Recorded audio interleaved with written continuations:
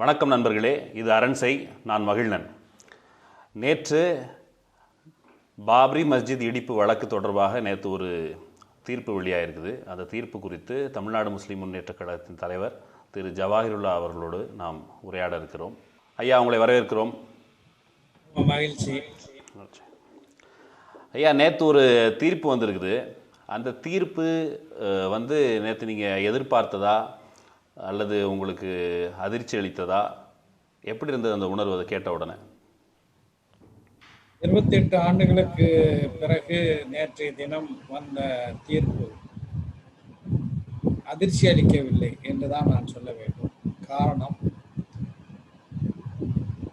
அந்த தீர்ப்பு மத்தியிலே ஆட்சியில் இருக்கக்கூடிய பாஜக எந்த வகையில் விரும்புகிறதோ அந்த வகையிலே மட்டும்தான் தீர்ப்பு வழங்க வேண்டும் என்ற வகையை சேர்ந்த நீதிபதி ஒருவரால் அளிக்கப்பட்ட ஒரு தீர்ப்பாக அமைந்துவிட்டது. இன்றைக்கு நாட்டில் இருக்கக்கூடிய நீதிபதிகளை 2 வகையினர்களாக பிரிக்கலாம். ஒரு வகை நீதியரசர் லோயா வகையினர். அவர்கள் எந்த அரசியல் அழுத்தம் வந்தாலும், எவ்வளவு மிரட்டல்கள் வந்தாலும், அவர்களுடைய உயிருக்கு கூட ஆபத்து வந்தாலும் அதையெல்லாம் துச்சமாக மதித்து நீதிக்காக நிற்கக்கூடியவர்கள். அப்படிப்பட்ட நீதிபதிகள் இந்தியா முழுவதும் இருக்கின்றார்கள், அதுல மாற்று கருத்து இல்லை. இன்னொரு வகை நீதிபதிகள் நீதியரசர் ரஞ்சன் கோகாய் போன்றவர்கள். உச்ச நீதிமன்றத்தின் தலைமை நீதிபதியாக ஓய்வு பெற்று இன்றைக்கு மாநிலங்களவை உறுப்பினராக இருக்கிறாரே, அந்த வகை நீதிபதிகள். இவர்கள் ஓய்வு பெற்ற பிறகும் கூட பதவி, பவிசு, அதிகாரம் இதெல்லாம் தொடர வேண்டும் என்று எண்ணக்கூடியவர்கள். அந்த வகையான ஒரு நீதிபதியாகத்தான் இந்த சுரேந்தர்குமார் யாதவ் என்கின்ற லக்னோ சிபிஐ சிறப்பு நீதிமன்றத்தினுடைய நீதிபதியினுடைய தீர்ப்பு அமைந்திருக்கின்றது. இது ஒரு அநீதமான, அக்கிரமமான, அராஜகமான ஒரு தீர்ப்பு. இந்திய நீதியியல் வரலாற்றில் இந்த தீர்ப்பு ஒரு அவமான சின்னமாக இருக்கும். இந்திய நீதித்துறைக்கு சவப்பெட்டியை அமைத்து அதை நீதித்துறையை அடக்க செய்யக்கூடிய பணியை ரஞ்சன் கோகாய் தொடங்கினார் என்றால், அந்த சவப்பெட்டியினுடைய கடைசி ஆணியை சுரேந்தர்குமார் யாதவ் அறைந்திருக்கிறார். இதுதான் அந்த தீர்ப்பை பற்றி நான் முதற்கட்டமாக சொல்ல விரும்பக்கூடிய கருத்தாக அமைந்திருக்கிறது. அந்த தீர்ப்பை பொறுத்த மட்டில் 2 தரப்புல ஒரு முக்கியமான வாதம் என்ன வைக்கிறாங்கன்னா, இந்த தீர்ப்புக்கு ஆதரவாக பேசுகிறவங்க, இஸ்லாமியர்களே ஏற்றுக்கொண்டார்கள், உங்களுக்கு என்ன, இஸ்லாமியர்களே ஏற்றுக்கொண்டார்கள், இஸ்லாமியர்கள் இணக்கமாக போய்விட்டார்கள், இஸ்லாமியர்கள் தரப்பிலிருந்து பெரிய அளவில் எதிர்ப்பு வரவில்லை, இஸ்லாமியர்கள் விரும்புவதெல்லாம் ஒற்றுமை மட்டும்தான், இது பிறர் தான் வன்முறையை தூண்டுற வகையில் இதை இந்த பிரச்சனையை பூதாகரமாக்குறாங்க அப்படிங்கிற பார்வை பற்றி உங்களுடைய கருத்து என்னங்க? இது ஒரு தவறான பார்வை. வெறுமனே இஸ்லாமியர்களை, முஸ்லீம்களை பிரித்து பார்க்கக்கூடிய பார்வை. பாபரி மஸ்ஜித் இடிப்பும் சரி, பாபரி மஸ்ஜித் நிலம் யாருக்கு சொந்தம் என்ற வழக்கில் சென்ற ஆண்டு உச்ச நீதிமன்றம் வழங்கிய தீர்ப்பாக இருந்தாலும் சரி, அல்லது இப்போது வந்திருக்கின்ற பாபரி மஸ்ஜித் இடிப்பு வழக்கு தொடர்பான தீர்ப்பாக இருந்தாலும் சரி, இது ஒட்டுமொத்தமாக இந்தியாவினுடைய மதசார்பின்மைக்கு, இந்தியாவினுடைய ஜனநாயக நெறிமுறைகளுக்கு, இந்தியாவினுடைய அரசமைப்பு சட்டத்துக்கு விரோதமான ஒரு தீர்ப்பாக தான் இருக்கின்றது. அந்த தீர்ப்பை அனைவரும் எதிர்க்கிறார்கள், முஸ்லீம்களும் எதிர்க்கிறார்கள். முஸ்லீம்கள் எதிர்க்கவில்லை என்று எந்த அடிப்படையிலே அவர்கள் சொல்கிறார்கள் என்று தெரியவில்லை. காரணம், சென்ற ஆண்டு அந்த தீர்ப்பு வழங்கப்பட்ட பிறகு நாடு முழுவதும் மிகப்பெரிய அளவிலே போராட்டங்கள் நடைபெற்றன. தமிழ்நாட்டிலும் கூட பல்வேறு இடங்களில முஸ்லிம் அமைப்புகள் மட்டுமல்ல, பல்வேறு அமைப்புகள் ஒன்று திரண்டு கூட நாங்கள் போராட்டங்களை நடத்தினோம். சென்ற ஆண்டு டிசம்பர் 6ஆம் தேதி தமிழ்நாடு முஸ்லிம் முன்னேற்ற கழகத்தின் சார்பாக மிகப்பெரிய மக்கள் திரள், வெறும் முஸ்லிம்கள் மட்டுமல்ல, மதசார்பின்மையில் நம்பிக்கை கொண்ட தலைவர்கள் எல்லாம், அமைப்பினர் எல்லாம் சேர்ந்து பங்கு கொண்ட போராட்டங்களை நாங்கள் நடத்தினோம்.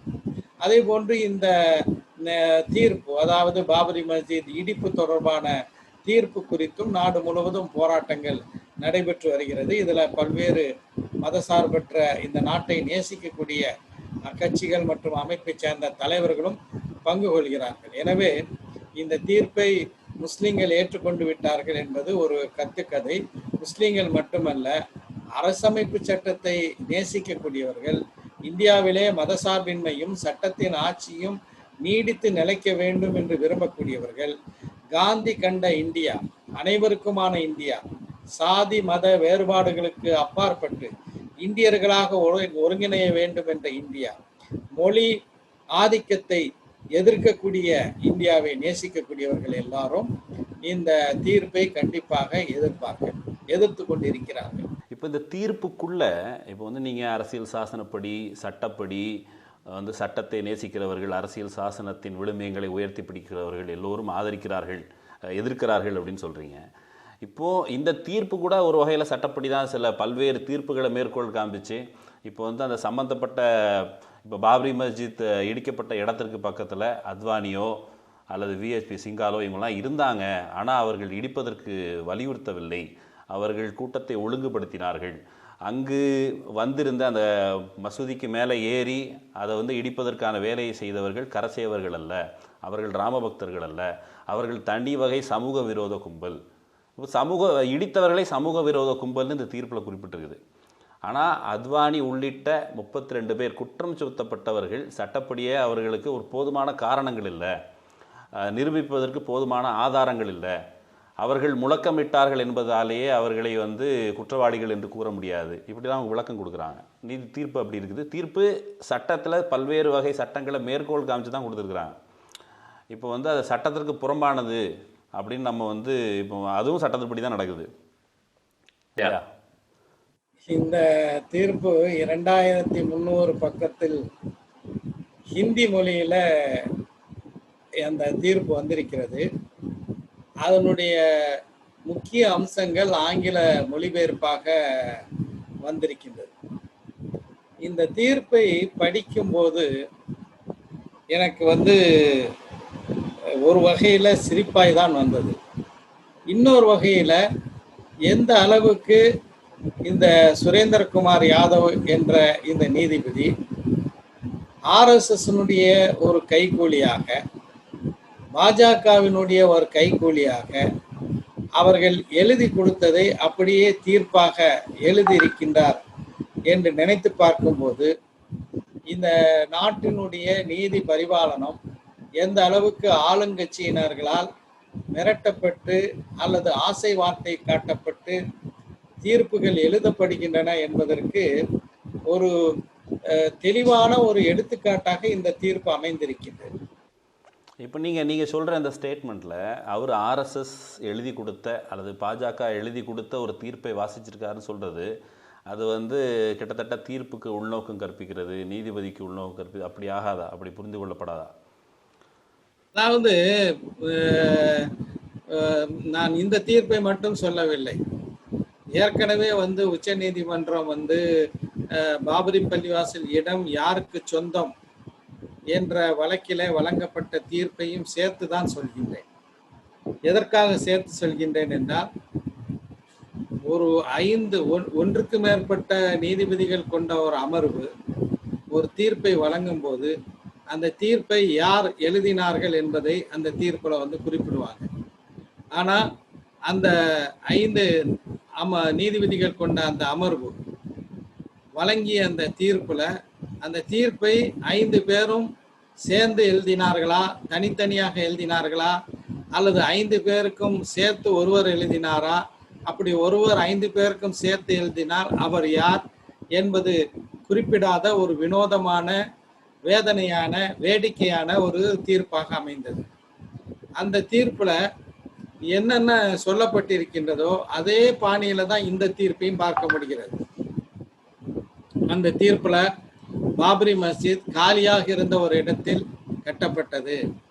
அந்த தீர்ப்புல பாபரி மஸ்ஜித் இடத்தில் முஸ்லிம்கள் தொடர்ச்சியாக வழிபாடு நடத்தி வந்தார்கள் என்பதற்கு ஆதாரம் இருக்கின்றது. பாபரி மஸ்ஜித் இடிக்கப்பட்டது நாட்டின் சட்ட மேலாண்மை, ரூல் ஆஃப் லா, சட்ட ஒழுங்குக்கு எதிரான மிக மோசமான அராஜகமான அத்துமீறல் என்று அந்த தீர்ப்புல வந்து உச்ச நீதிமன்றம் குறிப்பிடுகிறது. குறிப்பிட்டு விட்டு என்ன சொல்கிறார்கள் என்றால், இத்தனையும் சொல்லிவிட்டு எதிர் தரப்பினர்களுக்கு அந்த இடம் சொந்தம் என்று சொல்கிறார்கள். அப்ப நான் கேட்கின்றேன், எந்த சட்டத்தின் அடிப்படையில இப்படி தீர்ப்பு சொல்கிறார்கள்? அது இடிப்பு egregious violation of the rule of law அப்படிங்கிறாங்க.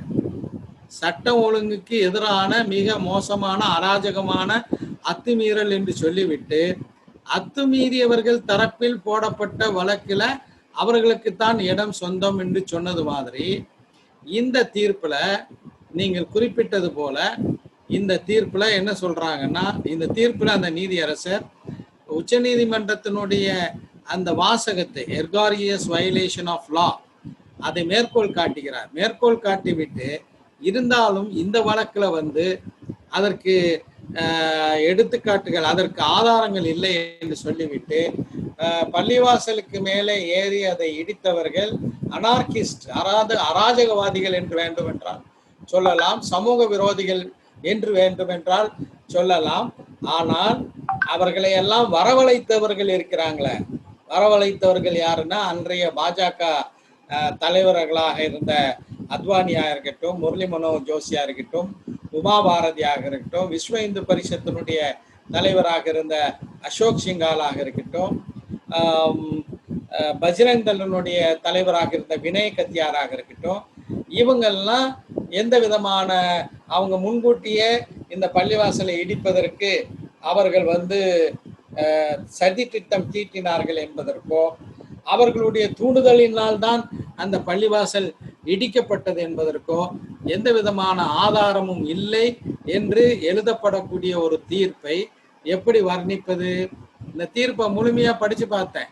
அந்த தீர்ப்புல என்ன சொல்றாருன்னா, இந்த நீதிமன்றத்துல பல்வேறு இந்த பாபரி பள்ளிவாசல் இடிப்பு தொடர்பான பல்வேறு நாளிதழ்கள்ல, பல்வேறு சஞ்சிகைகளில வந்த பல்வேறு செய்திகள் எல்லாம் இந்த நீதிமன்றத்துல சாட்சியங்களாக சமர்ப்பிக்கப்பட்டன. ஆனால் இவையெல்லாம் ஹியர்சே எவிடன்ஸ் தான், அதாவது காது வழியாக வரக்கூடிய சான்றாக தான் இருக்கின்றது என்று சொல்லிவிட்டு அந்த நீதியரசர் என்ன சொல்றாருன்னா, குற்றஞ்சாட்டப்பட்டவர்களுடைய அறிக்கைகள், குற்றஞ்சாட்டப்பட்டவர்களுடைய பேச்சுகள் நாளிதழ்களிலும் அதே போல சஞ்சிகைகளிலும் வருவதை அந்த குற்றஞ்சாட்டப்பட்டவர்களுடைய கன்ஃபெஷனல் ஸ்டேட்மெண்டாக, ஒப்புதல் வாக்கு மூலமாக நான் ஏற்றுக்கொள்ள முடியாது. காரணம் அவையெல்லாம் ஆசிரியர்களால், அந்த பத்திரிகைகளுடைய ஆசிரியர்களால் அவை எடிட் செய்யப்பட்டிருக்கும், தணிக்கை செய்யப்பட்டிருக்கும் அப்படின்னு சொல்றார். இது ரொம்ப வேடிக்கையானது. வெறுமனே இவர்களுடைய அறிக்கைகள் மட்டுமல்ல, அவர்கள் சார்ந்து இருக்கக்கூடிய கட்சியின் சார்பாக அளிக்கப்பட்டிருக்கின்ற அறிக்கைகள். நான் என்ன சொல்ல வரேன்னா, இந்த எஸ்கே யாதவ் நேற்று கொடுத்த அந்த தீர்ப்பை நாம் தொலைக்காட்சி வாயிலாக, பத்திரிகை வாயிலாக படிக்கின்றோம். இப்போ எஸ்கே யாதவனுடைய லாஜிக் எடுத்துக்கிட்டா இவையெல்லாம் செவிவழி செய்தி தான். அதாவது எஸ்கே யாதவ் இந்த மாதிரியான தீர்ப்பே கொடுக்கலன்னு நம்ம நம்பணும். அந்த அளவுகோலை பயன்படுத்திக்கிட்டு ஒரு தீர்ப்பை எழுதியிருக்கக்கூடிய நீதிபதி எப்படிப்பட்டவருங்கிறதுக்கு தான் நான் அந்த உதாரணத்தை சொன்னேன். மறுக்க முடியுமா? ஒரே ஒரு தலையீடு. இப்போ வன்முறை தூண்டும் விதமாக பேசினார், இப்போ அதாவது தீர்ப்பில் இருக்குது, வன்முறை தூண்டும் விதமாக பேசினார் அல்லது இப்போ தமிழகத்திலையும் கூட இதுக்கு முன்னாடி சில முக்கியமான தலைவர்களும் தேசிய பாதுகாப்பு சட்டத்தில் கைது செய்யப்படும் பொழுது போய் அந்த தரப்பிலிருந்து வாதிடும் பொழுது அவர் பேசினார், அதனால் வன்முறை ஏதாவது வந்ததா? வன்முறை வரலையே, அப்போ எதுக்கு அவர் மேலே அந்த பாதுகாப்பு சட்டத்தை போட முடியாதுங்கிற மாதிரியான வாதங்கள்லாம் வைக்கப்பட்டது. கிட்டத்தட்ட அதே இங்கே பொருத்திருக்காங்கல்ல. அவர் பேசினார், ஆனால் அதனால் தான் வன்முறை வந்தது. அவர் அங்கே இருந்தார், அதனால் தான் அங்கே மசூதி இடிக்கப்பட்டது. இப்போ சிங்கால், அத்வானி உள்ளிட்டவர்கள் அந்த கரசேவர்களை ஒழுங்குபடுத்துவதற்கான முயற்சிகள் செய்தார்கள். வந்தவர்கள் பாகிஸ்தானிலிருந்து வந்தவர்கள் அல்லது ஜம்மு காஷ்மீரிலிருந்து வந்தவர்கள், பாகிஸ்தானிலிருந்து குண்டுகள் வந்ததாக சில இன்டெலிஜென்ஸ் ரிப்போர்ட் இருக்குதுலாம் சொல்கிறாங்க. இப்போ அகெயின் ஒரு கான்ஸ்பிரசி தியரி இதிலிருந்து வருது. இது பாபரி மஸ்ஜித் இடிப்புங்கிறது 22 ஆண்டுகள் கழித்து இதனோட அந்த அப்சர்வேஷன் அது இன்னொரு கான்ஸ்பிரசி தியரி. ஏற்கனவே சொல்லப்பட்டது வந்து அதில் வந்து இவர்களுக்கு பங்கு இல்லை, வேற ஒன்று இருக்குதுன்ட்டு ஒரு டிரெக்ஷன் கொடுக்குது நீதி இந்த தீர்ப்பு. அதாவது வன்முறையை தூண்டி பேசினார், அதனால வன்முறை ஏற்படவில்லைன்னா அதே டிசம்பர் 6 நடைபெற்ற சம்பவம் அதை நீங்கள் பார்த்து கொண்டிருந்தீர்களா இல்லையா என்று எனக்கு தெரியவில்லை. ஆனால் நான் பார்த்து கொண்டிருந்தேன் தொலைக்காட்சியில். அது முழுமையாக அது அந்த நிகழ்வு மட்டுமல்ல, அதற்கு முன்பு நாட்டில் என்ன எவையெல்லாம் நடைபெற்றதோ அவை எல்லாம் பார்த்து கொண்டு தான் இருந்தோம். இந்தியாவில் இரத்த ஆறுகளை ஓட்டிய ரத யாத்திரையை அத்வானி ஆரம்பித்தார் 1989. சோமநாதபுரத்திலிருந்து அயோத்தி நோக்கி அவர் வந்து ஒரு ரதத்தில் பயணம் செஞ்சார். அப்படி அவர் ரதத்தில் போகும்போது அவரோட மாப்பிள்ளை தோழன் போல போனவர் தான் இன்றைய இந்திய பிரதமர் நரேந்திர மோடி. பாகல்பூரில் மிகப்பெரிய கலவரங்கள் எல்லாம் ஏற்பட்டது. பீகாருக்குள்ள நுழைஞ்ச உடனே அன்றைய பீகார் முதலமைச்சர் லாலு பிரசாத் யாதவ் சமஸ்டிபுரங்கிற ஊரில் அத்வானியும் மோடியும் கைது செய்து சிறையில் வைத்தார். அதனால தான் அவருக்கு சிறை தண்டனை இப்பவும் அனுபவித்து கொண்டிருக்கிறார். அது ஒரு பக்கம் இருக்கட்டும். அவர் வந்து ஊழல் குற்றச்சாட்டுக்காக போகல, இந்த காரணத்திற்காக தான் போயிருக்காருன்னு சொல்றீங்களா? அதாவது இப்போ நீங்க கேட்ட கேள்விக்கு வர்றேன். வன்முறையை தூண்டவில்லை அப்படின்ட்டு சொல்லி அந்த நீதிபதி எழுதியிருக்கிற விஷயங்களை எல்லாம் வந்து பார்க்கும்போது தொடர்ச்சியாக இத்தனை லட்சக்கணக்கான மக்கள் எப்படி வந்தாங்க? அதாவது அவர் சொல்றார் தீர்ப்புல, உளவுத்துறை தகவல்கள் இருந்தது, ஜம்மு காஷ்மீர்ல உதம்பூர்ல இருந்து தீவிரவாதிகள் வந்தாங்க.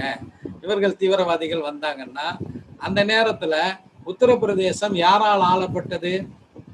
பாஜகவினால் ஆளப்பட்டது, கல்யாண் சிங்கினால் ஆளப்பட்டது. பாபரி மஸ்ஜித் இடிப்புக்கு முன்னாடி அவர்கள் வந்து நாங்கள் அங்கே கரசேவை செய்வோம் என்று அறிவித்த போது வழக்கு உச்ச நீதிமன்றத்துக்கு வருகிறது. தேசிய ஒருமைப்பாட்டு கவுன்சில் கூட்டம் நடைபெறுகிறது. தேசிய ஒருமைப்பாட்டு கவுன்சில் கூட்டத்தில் அன்றைய பாஜகவினுடைய யூபி முதலமைச்சர் கல்யாண் சிங்கும் வந்து ஆஜராகிறார். அவர் சொல்றாரு, நான் வந்து சட்ட ஒழுங்கை காப்பாற்றுவேன், எந்த விதமான தீங்கும் பாபரி பள்ளிவாசலுக்கு ஏற்படுவதற்கு நாங்கள் அனுமதிக்க மாட்டோம் அப்படின்னு சொல்றாங்க. உத்தரப்பிரதேச அரசாங்கத்தின் சார்பாக உச்ச நீதிமன்றத்தில் இன்றைக்கு இந்திய அரசாங்கத்தினுடைய அட்டார்னி ஜெனரலாக தலைமை வழக்கறிஞராக இருக்கக்கூடிய கே வேணுகோபால் யூபி அரசாங்கத்தின் சார்பாக ஆஜராகக்கூடிய வழக்கறிஞராக இருக்கிறார். அப்போ அவர் வந்து பாபரி மஸ்ஜித் இடத்துல எதுவுமே நடக்காது அப்படின்னு தெளிவாக சொல்றாரு. உச்ச நீதிமன்றமும் வந்து status quo should be maintain, உள்ளது உள்ளபடியே இருக்க வேண்டும் என்று சொல்லுது. மிகப்பெரிய பாதுகாப்பு ஏற்பாடுகள்லாம் செய்யப்பட்டு அங்கே வரக்கூடியவர்கள் அனைவரும் வந்து பரிசோதிக்கப்பட்டு தான் உள்ள அனுமதிக்கப்பட்டாங்க. அப்போ வெடிகுண்டுகளோட வந்தாங்க, அவங்க அனுமதிச்சாங்கன்னா வெடிகுண்டு வெடிச்சிச்சின்னு வச்சுக்கிறீங்களேன். இந்த எஸ்கே யாதவ் சொல்லக்கூடிய வாதம் உண்மைன்னா எவ்வளோ பைத்தியக்காரத்தனமான முட்டாள்தனமான விவாதத்தை வச்சிருக்காருன்னா, அன்றைய தினம் வெடிகுண்டு வெடித்து அயோத்தியில கரசேவகர்கள் பலியானார்கள் என்பதற்கு ஏதாவது சான்று இருக்கா?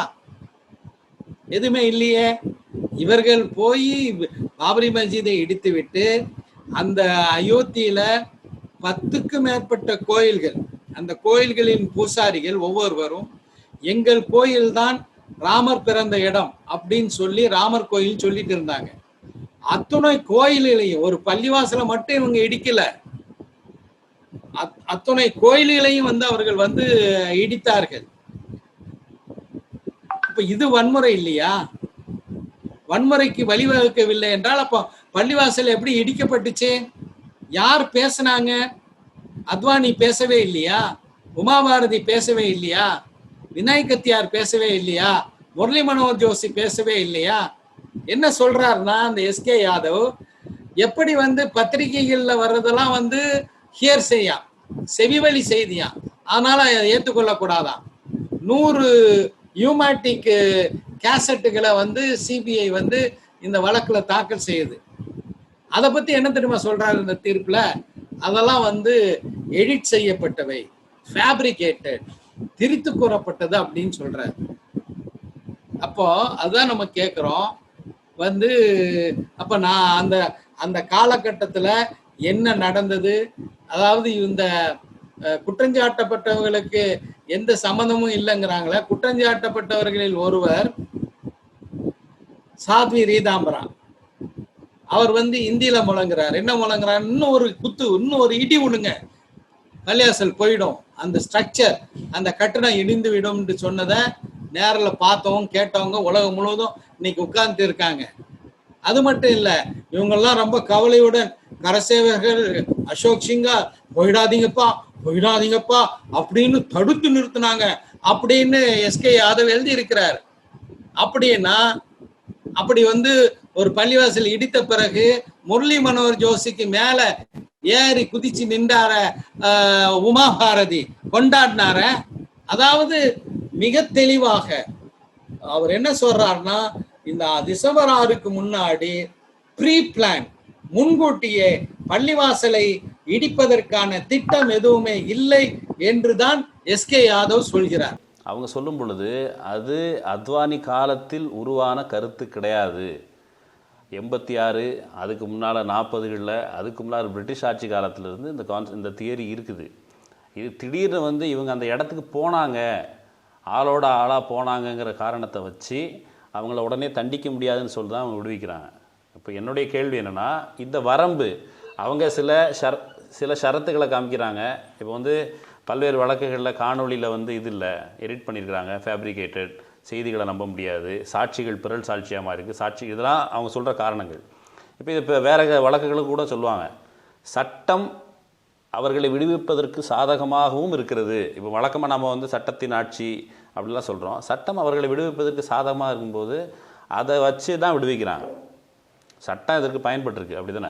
இன்றைக்கு ஆங்கில ஹிந்து ஒரு சிறப்பான ஒரு தலையங்கத்தை எழுதியிருக்கின்றார்கள். அந்த தலையங்கத்தில் மிக தெளிவாக நீங்கள் சொல்லக்கூடிய கேள்விக்கே ஒரு தெளிவான ஒரு பதிலை சொல்லியிருக்காங்க. ஒரு நீதிபதி தனக்கு முன்னால் கொடுக்கப்பட்டிருக்கக்கூடிய சாட்சியங்களை கவனிக்க வேண்டும் என்பதில் மாற்று கருத்து இல்லை. ஆனால் அதையும் தாண்டி போகக்கூடிய ஒரு பொறுப்பும் ஒரு கடமையும் ஒரு நீதிபதிக்கு இருக்கின்றது.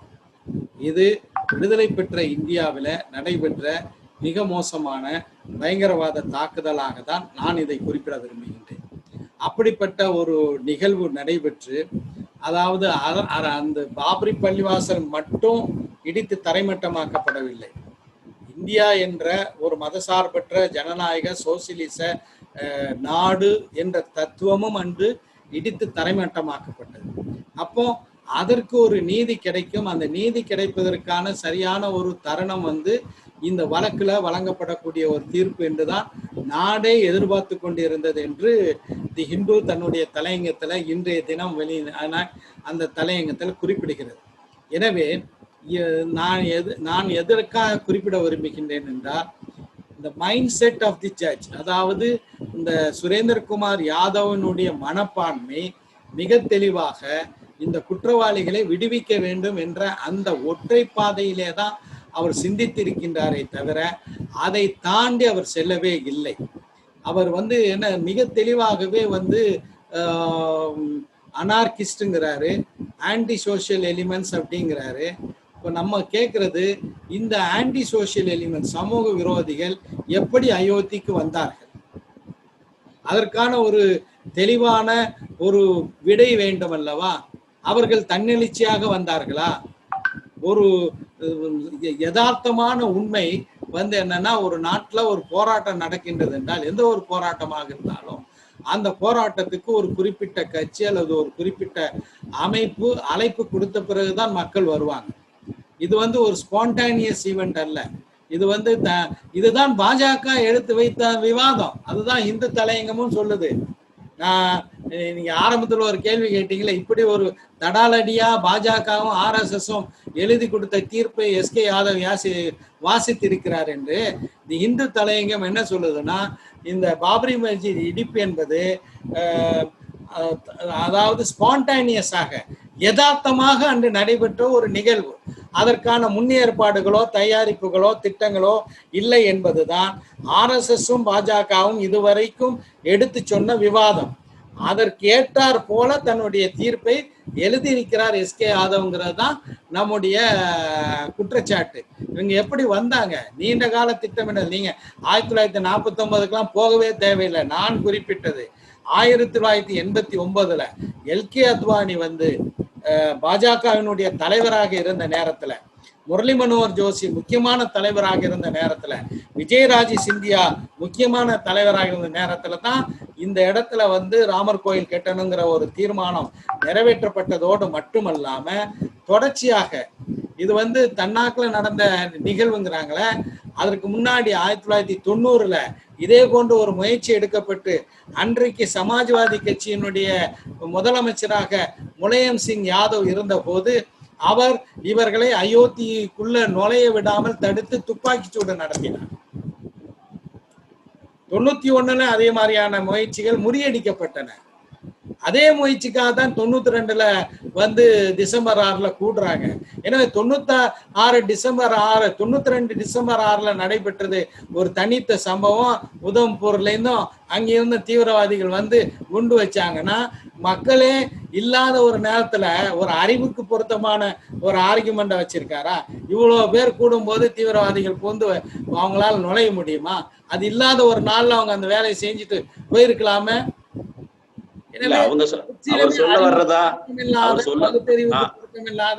சட்டத்துக்கு விரோதமான, சட்டத்துக்கு புறம்பான, தங்களுடைய எஜமானர்களுக்கு விசுவாசமான ஒரு தீர்ப்பை எஸ்கே யாதவ் கொடுத்திருக்கிறார்கள் தான் என்னுடைய கருத்து. சங் பரிவார் அமைப்பு ஒரு பக்கம் வெற்றியடைகிற அதே வேளையில் மக்கள் மனங்களில் மக்களை வென்றெடுக்க வேண்டிய நீங்கள் சொல்கிற அடிப்படையில் ஜனநாயக சக்திகள் இருக்காங்கல்ல, அவங்க இன்னொரு பக்கம் தோல்வி அடைஞ்சிருக்காங்க.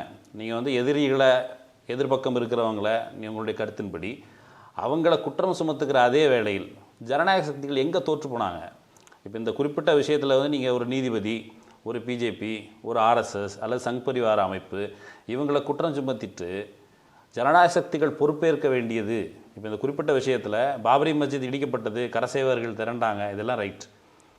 இதில் ஜனநாயக சக்திகளுக்கு பொறுப்பு கிடையாதா? த சோ கால்ட் டெமோக்ராட்டிக் ஃபோர்ஸஸ். நிச்சயமாக பொறுப்பு உண்டு.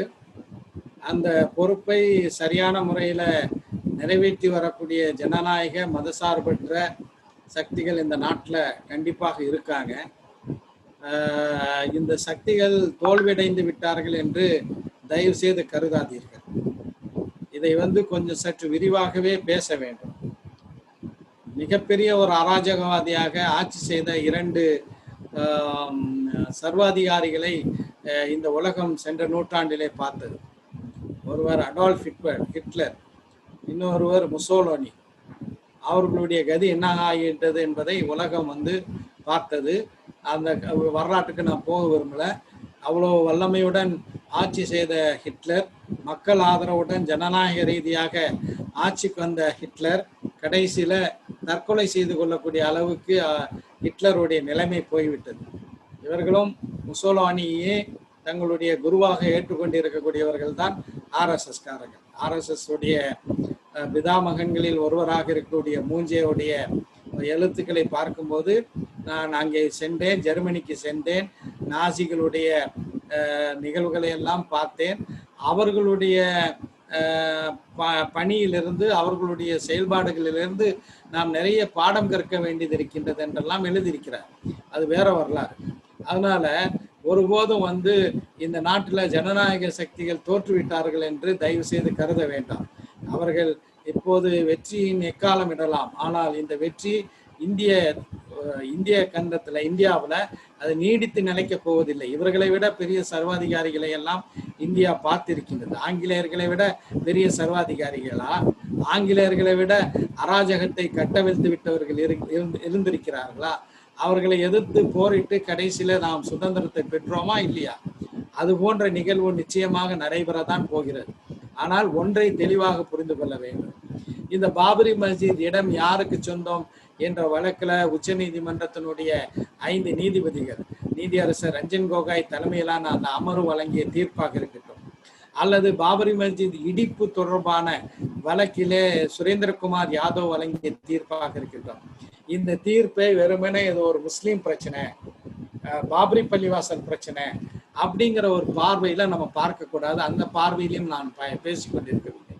நான் ஒரு இந்தியராக, அதாவது இந்திய அரசமைப்பு சட்டத்தை மீது நம்பிக்கை கொண்டிருக்கக்கூடிய ஒரு இந்தியராக, காந்தியடிகளும் புரட்சியாளர் அம்பேத்கரும் மௌலானா அபுல் கலாம் ஆசாதும் அதே போல இடதுசாரி தலைவர்களும் பொது உடைமை தலைவர்களும் நேதாஜி சுபாஷ் சந்திர போஸ் போன்ற ஆயுத வழியிலே தான் சுதந்திரம் பெற முடியும் என்ற அடிப்படையில் செயல்பட்டவர்களும் கனவு கண்ட இந்தியாவை நேசிக்கக்கூடியவன் என்கின்ற அடிப்படையில் நான் பேசுகின்றேன்.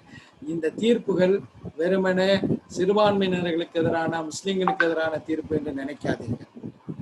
இந்த தீர்ப்புகளை மட்டும் நம்ம பார்க்க தேவையில்லை. இன்னைக்கு நாட்டில் என்ன நடந்து கொண்டிருக்கிறது, ஒட்டுமொத்தமாக இந்தியா ஒரு யூனியன், அதாவது ஒரு கூட்டாட்சி தத்துவத்தின் அடிப்படையில் ஆளப்படக்கூடிய ஒரு நாடு. It's a federation. ஆனால் இந்த கூட்டாட்சி தத்துவத்திற்கு கேடு விளைவிக்கக்கூடிய பல்வேறு நிகழ்வுகளை தொடர்ந்து இந்த பாஜக அரசு தொடர்ச்சியாக செய்து வருகிறது. 90களுக்கு பிறகு இஸ்லாமியர்களுக்கிடையே, இஸ்லாமியர்கள் இந்தியாவில் இருந்தாலும் கூட அவர்கள் இந்திய வகைப்பட்ட இஸ்லாமியர்கள் அப்படி இருந்தாங்க. இப்ப 90களுக்கு பிறகு நிறைய இறுக்கம் வந்துருச்சு. அதை விசிபிளா பார்க்க முடியுது. மக்களை இன்னும் சொல்ல போனா கடுங்கோட்பாட்டுவாதிகள் சிலர் சமூகத்துக்கு வர்றது, அது கிட்டத்தட்ட RSS நிகழ்ச்சி நிரலுக்கு ஏற்ப அந்த மொழிய, மக்கள் மத்தியில் இருக்கிற மொழியை தனிமைப்படுத்துகிற வேலையும் ஒரு பக்கம் செய்யறதை நம்ம பார்க்க முடியுது. அதற்கு எதிரான போராட்டங்களும் நீங்க பண்றீங்களா? நாங்கள் தொடர்ச்சியாக எங்களுடைய தமிழ்நாடு முஸ்லிம் முன்னேற்ற கழகமாக இருக்கட்டும், அல்லது எங்களுடைய அரசியல் கட்சியான மனிதநேய மக்கள் கட்சியாக இருக்கட்டும், தொடர்ச்சியாக ஒரு நல்லிணக்கத்தை நோக்கியான அனைத்து வகையான முயற்சிகளையும் அனைத்து வகையான பரப்புரைகளையும் நாங்கள் செய்து கொண்டிருக்கின்றோம். இதை நாங்கள் தனியாக மட்டும் செய்யவில்லை. இதற்கு இணக்கமான பல்வேறு இயக்கங்கள், அரசியல் கட்சிகளுடன் இணைந்துதான் அதை தமிழ்நாட்டில் செய்து வருகின்றோம். அந்த இணைப்பு பல்வேறு வகையில் இன்னைக்கு தமிழ்நாட்டில் அவர்கள் பல்வேறு வகையில் சங்க பரிவார் அமைப்பு இந்த பிளவை ஏற்படுத்துவதற்கான பல்வேறு முயற்சிகளை செய்து வருகிறார்கள். ஆனால் அவர்கள் விரும்பக்கூடிய அளவுக்கு இங்கே வெற்றி காண முடியாத ஒரு சூழல் ஏற்பட்டிருக்கின்றது என்பதுதான் யதார்த்தமான சூழல்.